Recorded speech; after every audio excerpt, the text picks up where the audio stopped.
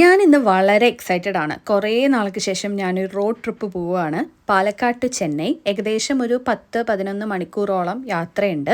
ഞാനും എൻ്റെ പേരൻസും കൂടെയാണ് പോണേ. അപ്പോൾ എൻ്റെ കസിൻ ചേച്ചി ഉണ്ട് ചെന്നൈയിൽ. അപ്പോൾ ചേച്ചീനെ കാണാൻ വേണ്ടിയിട്ടാണ് പോകുന്നത്.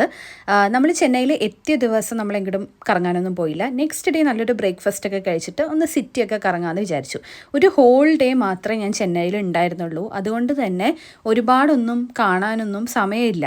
അപ്പോൾ നമ്മൾ വിചാരിച്ചു ഒരു ടാക്സി എടുത്തിട്ട് നമുക്ക് ജസ്റ്റ് സിറ്റി കൂടെയൊക്കെ ഒന്ന് കറങ്ങാൻ പോവാം. മെയിൻ സ്ഥലങ്ങളൊക്കെ വെറുതെ കാറിലിരുന്ന് കാണാമെന്ന്.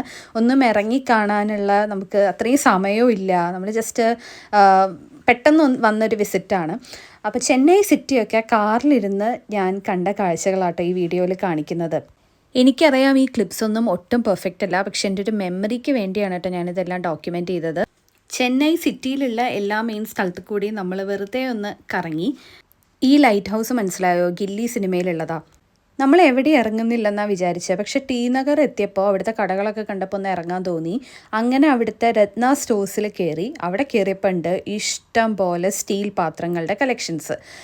എനിക്ക് എന്തായാലും യു കെയിലേക്ക് കൊണ്ടുപോകാൻ കുറച്ച് പാത്രങ്ങൾ വേണം എന്നുണ്ടായിരുന്നു. ഞാൻ ഓൾറെഡി ലിസ്റ്റൊക്കെ ഉണ്ടാക്കിയിട്ടാണ് വന്നിരുന്നത്. അപ്പോൾ അവിടെ പോയപ്പോഴാണെങ്കിൽ ഇതിലും നല്ല പാത്രങ്ങൾ ഇനി എവിടെ കിട്ടുമെന്ന് അറിയില്ല. അത്രയും നല്ല കളക്ഷൻസ് ആയിരുന്നു. എന്തായാലും കുറച്ച് നല്ല പാത്രങ്ങളൊക്കെ മേടിച്ച് നമ്മൾ അവിടെ നിന്ന് ഇറങ്ങി ലഞ്ച് കഴിക്കാൻ പോയി. സംഗീത എന്ന് പറഞ്ഞ റെസ്റ്റോറൻറ്റിൽ നിന്ന് ഫുഡ് കഴിച്ച് നല്ല ഫുഡായിരുന്നു. അവിടെ ഈ ബസുന്തി എന്ന് പറഞ്ഞൊരു സ്വീറ്റ് ഉണ്ടായിരുന്നു, അടിപൊളിയായിരുന്നു അത്.